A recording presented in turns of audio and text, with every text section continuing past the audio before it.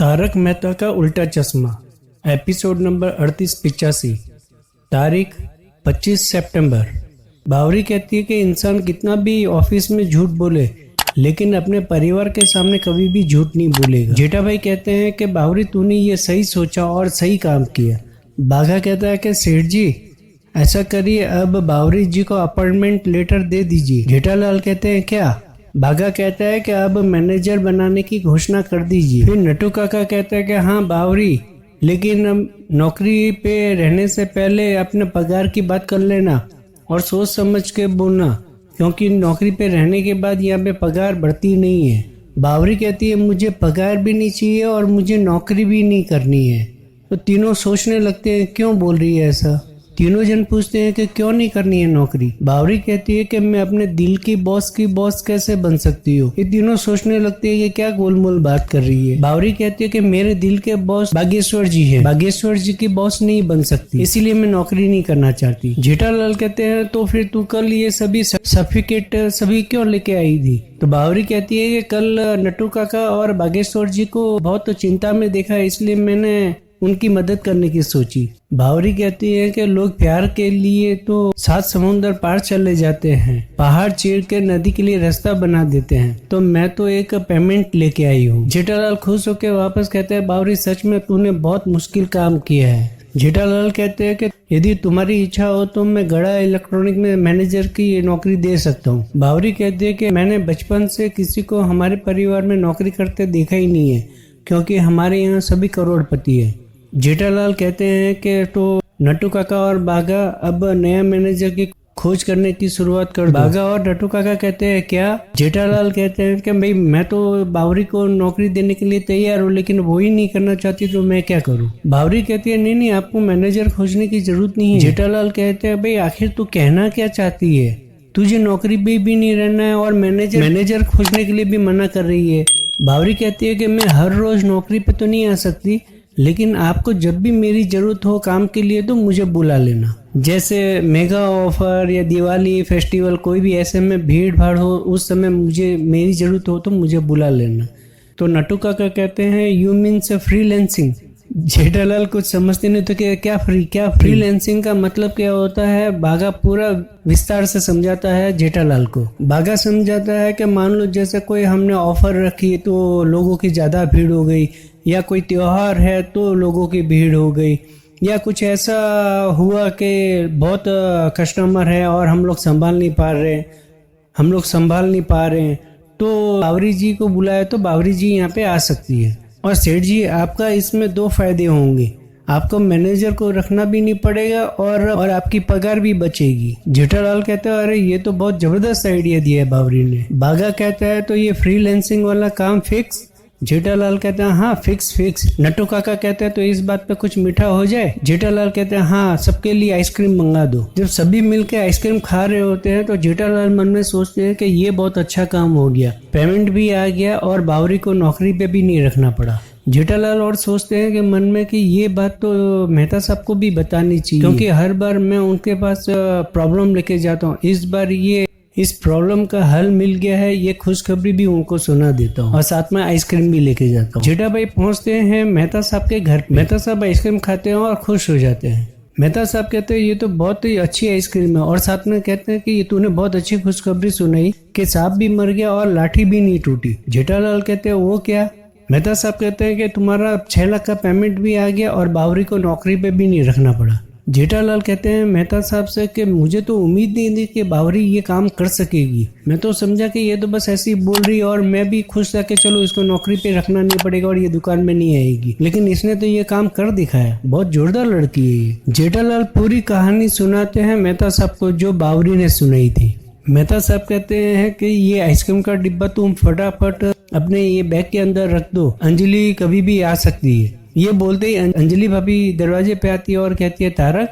अंजलि भाभी कहती है कि क्या देख लिया, तो 4 दिन का डाइट करना पड़ेगा। अंजलि भाभी जेठा भाई से कहती है कि आपने जो बैग में रखा है वो जरा बताइए तो क्या रखा है। मेहता साहब कहते हैं कि नहीं कुछ भी नहीं रखा है। अंजलि भाभी कहती है जब भी तारक घबराते हैं इसका मतलब कुछ जरूर छुपाते हैं। जेठा भाई कहते हैं कि अब मेहता साहब मैं तो बता देता हूँ अंजलि भाभी को, ज्यादा छुपाने से मतलब नहीं है। अंजलि भाभी को कहते हैं आज खुश हो गया था तो इसके लिए मैं उनके लिए आइसक्रीम लेके आया था, लेकिन इन्होंने खाने से मना कर दिया। मेहता साहब कह रहे थे मैं अंजलि से कुछ भी छुपा के चोरी छुपे नहीं खाना चाहता हूँ। फिर जेठा भाई जाने को होते हैं तो अंजलि भाभी कहती है अच्छा ये तो बताइए किस खुशी में आप आइसक्रीम लेके आए थे। मेहता साहब कहते हैं कि एक्चुअली ये जेठालाल का 6 लाख का पेमेंट बहुत दिन से अटका हुआ था और आज नसीब से वो पेमेंट इनको मिल गया, तो इसके लिए इस खुशी में ये आइसक्रीम लेके आया था। अंजलि भाभी कहती है कि इस खुशी में तो ये आइसक्रीम खाना ही चाहिए, अभी आइसक्रीम आप खा सकते हैं, खा लीजिए। अंजलि भाभी कहती है कि जेठा भाई अब क्या सोच रहे हैं, दीजिए ना आइसक्रीम। जेठा भाई कहते हैं कि नहीं अंजलि भाभी पाप लगेगा ना आइसक्रीम खाएंगे तो। जेठा भाई कहते हैं कि आप ही ने तो नियम बताया ना कि ऐसी सभी चीज नहीं खाने की, ऐसी सभी चीज खाएंगे तो फिर वो नियम तो टूट जाएगा ना, पाप नहीं लगेगा। अंजलि भाभी कहती है मैंने नियम बनाया है ना, तो मैं ही बोल रही हूँ ना, तो फिर पाप कहाँ से लगेगा, आप दीजिए ना आइसक्रीम। मेहता साहब कहते हैं नहीं अंजलि मुझे आइसक्रीम नहीं खानी है, जाने दो जेठालाल को। अंजलि भाभी कहती है कि नहीं मुझे खानी है ना, आपको नहीं खानी है मत खाओ, मुझे खानी है। अंजलि भाभी कहती है कि भाई मुझे आइसक्रीम खानी है तो अभी आप तो मुझे दे सकते हैं ना, दीजिए। अंजलि भाभी कहती है क्या हुआ जेठा भाई, आइसक्रीम नहीं है ना, पूरी आइसक्रीम खा गए ना तारक। अंजलि भाभी कहती है कि मैंने सब कुछ सुन लिया था कि आपने पूरी आइसक्रीम खा ली है। जेठा भाई कहते हैं तब से आप यहीं पे खड़ी थी, माधवी भाभी के घर पे नहीं गई थी। अंजलि भाभी कहती है नहीं मैं गई थी लेकिन वापस आई, और जब आई तब तारक कह रहे थे कि जल्दी से आइसक्रीम अंदर रख लो नहीं तो अंजलि मुझे डाइट करवाएगी 4 दिन की। मेहता साहब कहते हैं कि सॉरी अंजलि, अब तुम 4 दिन क्या तुम महीना भर कहो तो भी मैं डाइटिंग कर लूंगा। अंजलि भाभी हंसने लगती है और कहती है कि कोई बात नहीं, कभी कभी आइसक्रीम थोड़ी बहुत चल जाती है, खास करके जब आपके परम मित्र की कोई अच्छी खुशखबरी हो तो। जेठालाल कहते हैं देखा अंजलि भाभी कितनी खुश है और हाँ भी बोल दी। अंजलि भाभी कहती है कि कभी भी बीवी से कुछ भी छुपाओगे तो बड़ा पछताओगे। जेठा भाई कहते हैं किसकी बीवी से। अंजलि भाभी कहती है कि अपनी बीवी से, और किसकी बीवी से। जेठा भाई कहते हैं हाँ क्योंकि मेरी बीवी तो बहुत दिन से मायके में छुपी हुई है। और जेठा भाई कहते हैं कि ये खुशखबरी मुझे बापूजी को भी सुनानी है तो मैं चलता हूँ, ये बोल के वो निकल जाते हैं। जेठा भाई के जाने के बाद में अंजलि भाभी मेहता साहब से पूछती है कि कितनी आइसक्रीम खाई। मेहता साहब इशारे करके बोलते हैं तो अंजलि भाभी कहती है कितनी, 1 स्पून 2 स्पून। जेठा भाई घर पे पहुंचते हैं तो चंपक चाचा कहते हैं अरे वाह जेठा ये तो बहुत अच्छी खुशखबरी सुनाई, 6 लाख का पेमेंट भी आ गया और वो भी बावरी लेके आई, क्या बात है। जेठा भाई कहते हैं ये तो सब आपके आशीर्वाद का कमाल है। चंपक चाचा कहते हैं कि ये आशीर्वाद का नहीं, ये तेरी अच्छी नीयत का कमाल है। जिसकी नीयत अच्छी होती है ना भगवान कभी उसका नुकसान नहीं होने देते। चंपक चाचा कहते हैं मेरा एक सुझाव है, यदि भविष्य में भी तुझे मैनेजर रखना हो ना तो किसी नए आदमी को मैनेजर नहीं बनाना, बाघा या नटू काका में से किसी को मैनेजर बनाना और नए आदमी को उनकी जगह पे लगाना। उससे क्या होगा कि नटू और बाघा को कभी बुरा भी नहीं लगेगा और तेरा काम भी हो जाएगा। जेठा भाई कहते हैं एकदम सही बात है। तभी नटू काका, बावरी और बाघा तीनों घर पे आते हैं जेठा भाई। चंपक चाचा तीनों को बैठने के लिए बोलते हैं। जेठा भाई कहते हैं आप तीनों इस समय यहाँ पे। जेठा भाई कहते हैं बावरी से कि तूने अपना विचार वापस बदल दिया क्या, अभी फुल टाइम गड़ा इलेक्ट्रॉनिक में काम करने का सोचा है क्या। बावरी कहती है नहीं। नटू काका कहते हैं कि हम तो आपसे माफी मांगने आए हैं। बाघा कहता है कि हमारे बर्ताव के कारण।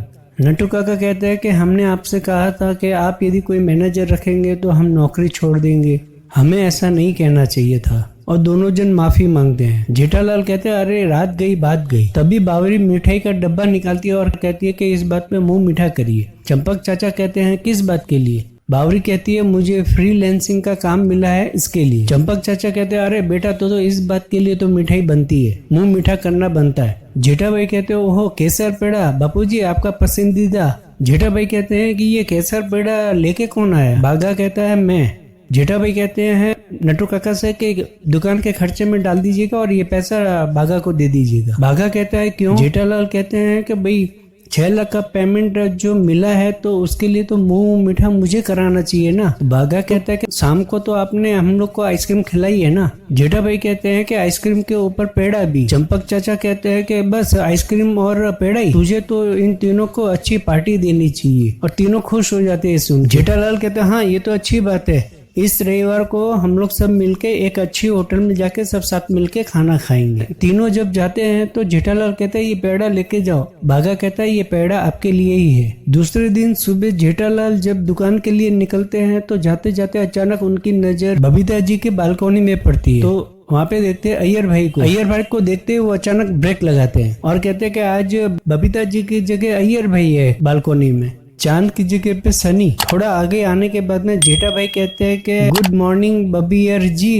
अय्यर भाई कहते हैं बबीयर जी ये क्या होता है? जेठा भाई कहते हैं वो आजकल फैशन है ना पति पत्नी के नाम को जोड़ के हैशटैग बनाने का। अय्यर भाई कहते हैं फास्टैग नहीं उसको हैशटैग बोलते हैं। तभी दौड़ते हुए मेहता साहब भी अपने घर से बाहर निकलते हैं ऑफिस जाने के लिए। जेठा भाई उनको रोकते हुए कहते हैं क्या भागे जा रहे हैं इतनी फुल स्पीड में? मेहता साहब कहते हैं मुझे लेट हो रहा मुझे जाने दो। जेठा भाई कहते हैं एक मिनट रुकिए मैंने एक नई चीज बनाई है, मस्त आइटम सूझा है। मेहता साहब कहते हैं क्या? जेठा भाई कहते हैं कि आजकल वो फैशन निकला है ना हस्बैंड वाइफ के नाम को जोड़ के बनाने का। मेहता साहब कहते हैं क्या बनाते हैं? जेठा भाई कहते हैं वो आजकल शादियों में होता है ना दूल्हा दुल्हन या पति पत्नी के ऐसे नाम को जोड़ के कुछ वो बनाते हैं ना। मेहता साहब कहते हैं क्या?